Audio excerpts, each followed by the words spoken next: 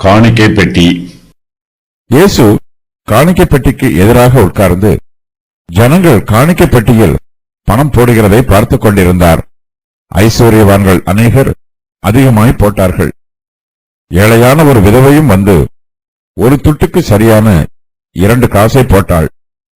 அப்பொழுது அவர் தம்முடைய சீஷரை அழைத்து, காணிக்கை பெட்டியில் பணம் போட்ட மற்றெல்லாரை பார்க்கிலும் இந்த ஏழை விதவை அதிகமாய் போட்டாள் என்று மெய்யாகவே உங்களுக்கு சொல்லுகிறேன். அவர்கள் எல்லாரும் தங்கள் பரிபூரணத்திலிருந்து எடுத்து போட்டார்கள். இவளோ தன் வறுமையிலிருந்து தன் ஜீவனத்துக்கு உண்டாயிருந்தது எல்லாம் போட்டுவிட்டாள் என்றார். ஐஸ்வர்யவான்கள். இயேசு காணிக்கை பெட்டிக்கு எதிராக உட்கார்ந்து ஜனங்கள் காணிக்கை பெட்டியில் பணம் போடுகிறதை பார்த்துக் கொண்டிருந்தார். ஐஸ்வர்யவான்கள் அநேகர் அதிகமாய் போட்டார்கள். இந்த சம்பவம் மத்தேயு எழுதின சுவிசேஷத்தில் குறிப்பிடப்படவில்லை. மார்க்கு எழுதின சுவிசேஷத்திலும் லூக்கா எழுதின சுவிசேஷத்திலும் மாத்திரமே குறிப்பிடப்பட்டிருக்கிறது. காணிக்கை பெட்டியில் ஒரு ஏழை விதவை ஒரு துட்டுக்கு சரியான 2 காசை போடுகிறாள். இந்த ஏழை விதவை அதிகமாய் காணிக்கை போடுகிறாள் என்று இயேசு கிறிஸ்து கூறி அவருடைய உதாரத்துவ குணத்தை புகழ்ந்து கூறுகிறார். தேவாலயத்தில் ஏழை எளியவர்களுக்கு உதவி புரிவதற்காக ஒரு காணிக்கை பெட்டி வைக்கப்பட்டிருக்கும். இதில் சேகரிக்கப்படும் தர்ம பணத்தினால் ஏழைகளுக்கு உதவி புரிவார்கள். கொர்நேலியு என்னும் 100க்கு அதிபதி ஜனங்களுக்கு மிகுந்த தர்மங்களை செய்தான் என்றும் அவனுடைய தர்மங்கள் தேவனுக்கு நினைப்பூட்டுதலாக அவர் சந்நிதியிலே வந்து எட்டியிருந்தது என்றும் அப்போஸ்தலருடைய நடபடிகளில் குறிப்பிடப்பட்டிருக்கிறது. நாம் அனைவரும் நம்முடைய வரவுக்கு தக்கதாக எதையாகிலும் தர்ம பணமாக நம்மிடத்திலே சேர்த்து வைத்திருக்க வேண்டும். தர்மம் பண்ண வேண்டிய தேவை உண்டாகும் போது இந்த தர்ம பணத்தை எடுத்து ஏழைகளுக்கு உதவி செய்யலாம். தேவாலயத்தில் ஒரு காணிக்கை பெட்டி வைக்கப்பட்டிருக்கிறது. இயேசு கிறிஸ்து அதன் எதிராக உட்கார்ந்து அந்த காணிக்கை பெட்டியை பார்த்து கொண்டிருக்கிறார். இது ஏழைகளுக்காக சேகரிக்கப்படும் தர்ம பணமாகும். இந்த பெட்டியில் ஜனங்கள் பணம் போடுகிறதை இயேசு கிறிஸ்து பார்த்து கொண்டிருக்கிறார். ஏழைகளுக்கு நாம் செய்யும் தர்ம பணத்தை நம் ஆண்டவர் கண்ணோக்கி பார்க்கிறார். நாம் சிறிய உதவி செய்தாலும் அது தேவனுடைய சமூகத்தில் அங்கீகரிக்கப்படும். மனுஷர் காணும்படியாக தர்மம் செய்யாமல் தேவனுடைய நாம மகிமைக்காகவும் ஏழைகளுடைய பிரயோஜனத்திற்காகவும் நாம் தர்மம் பண்ண வேண்டும். நமது காணிக்கை உதாரத்துவமாக இருக்க வேண்டும். ஐஸ்வர்யவான்கள் அநேகர் அந்த காணிக்கை பெட்டியில் அதிகமாய் பணம் போடுகிறார்கள். ஐஸ்வர்யவான்கள் தர்மம் பண்ணுவது மிகவும் நல்லது. அவர்களால் அதிகமாக தர்மம் பண்ண முடியும். எவனிடத்தில் அதிகமாக கொடுக்கப்பட்டிருக்கிறதோ அவனிடத்தில் அதிகமாக கேட்கப்படும். ஐஸ்வர்யவான்கள் பெரிய தொகையை தர்ம பணமாக செலுத்த வேண்டும். தேவன் நமக்கு ஐஸ்வர்யத்தை தாராளமாக கொடுத்திருந்தால் நாமும் உதாரத்துவமாக தர்மம் பண்ண வேண்டும் என்று தேவன் எதிர்பார்க்கிறார். ஏழையான விதவை. ஏழையான ஒரு விதவையும் வந்து ஒரு துட்டுக்கு சரியான 2 காசை போட்டாள். அப்பொழுது அவர் தம்முடைய சீஷரை அழைத்து, காணிக்கை பெட்டியில் பணம் போட்ட மற்ற எல்லாரை பார்க்கிலும் இந்த ஏழை விதவை அதிகமாய் போட்டாள் என்று மெய்யாகவே உங்களுக்கு சொல்லுகிறேன். அவர்கள் எல்லோரும் தங்கள் பரிபூரணத்தில் இருந்து எடுத்து போட்டார்கள். இவளோ தன் வறுமையில் இருந்து தன் ஜீவனத்துக்கு உண்டாயிருந்தது எல்லாம் போட்டுவிட்டாள் என்றார். இயேசு கிறிஸ்து காணிக்கை பெட்டிக்கு எதிராக உட்கார்ந்து ஜனங்கள் காணிக்கை பெட்டியில் பணம் போடுகிறதை பார்த்து கொண்டிருக்கிறார். அப்போது ஏழையான ஒரு விதவை அங்கு வந்து ஒரு துட்டுக்கு சரியான 2 காசை அந்த காணிக்கை பெட்டியில் போடுகிறாள். அதை பார்த்த இயேசு கிறிஸ்து தம்முடைய சீஷர்களை தம் பக்கமாக அழைத்து அந்த காணிக்கையை பற்றி பேசுகிறார்.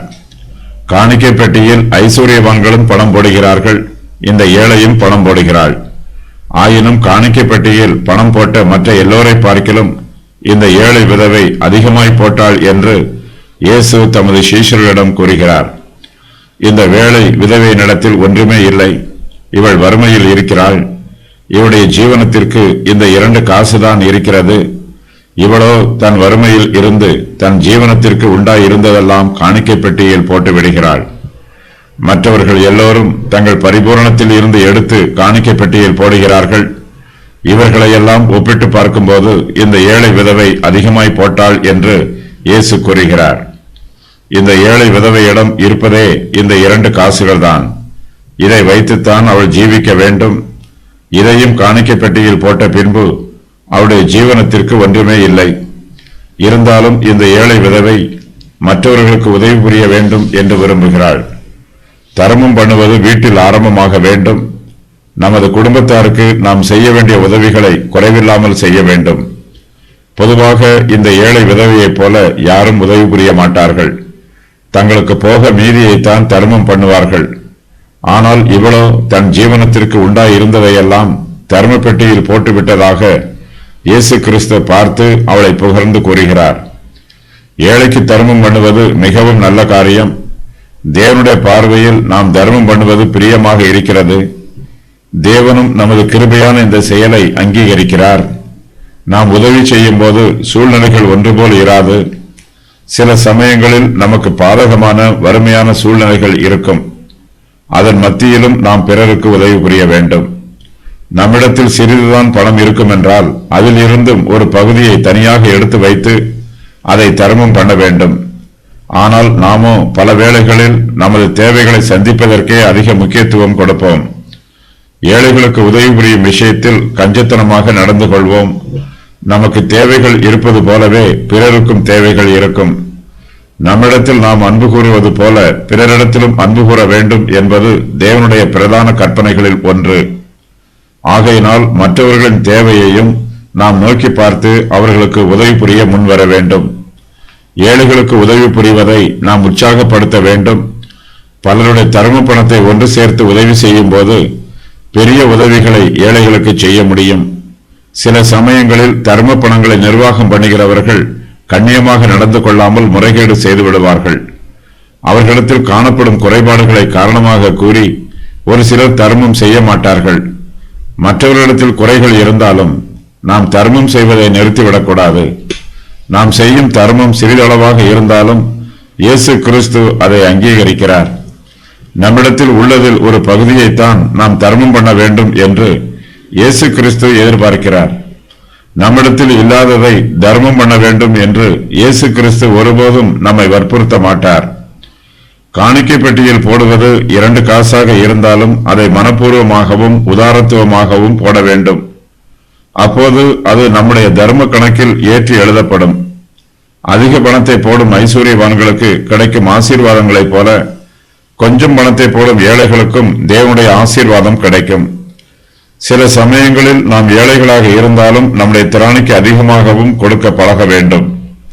மக்கதோனியா நாட்டு சபையார் தங்கள் மிகுந்த உபத்திரவத்தினாலே சோதிக்கப்படுகையில் அவர்கள் கொடிய தரித்திரம் உடையவர்களாக இருந்தும் தங்கள் பரிபூர்ண சந்தோஷத்தினாலே மிகுந்த உதாரத்துவமாய் கொடுத்தார்கள். மேலும் அவர்கள் தங்கள் திராணிக்கு தக்கதாகவும் தங்கள் திராணிக்கு மிஞ்சியும் கொடுக்க அவர்கள் மனதுள்ளவர்களாக இருந்தார்கள். ஏதாவது ஒரு வழியில் தேவன் நமது தேவைகளை சந்திப்பார் என்றும் மற்றவர்களுக்கு உதவி செய்யும் அளவிற்கு நம்மை ஆசீர்வதிப்பார் என்றும் நாம் கர்த்தரையே சார்ந்திருக்க வேண்டும்.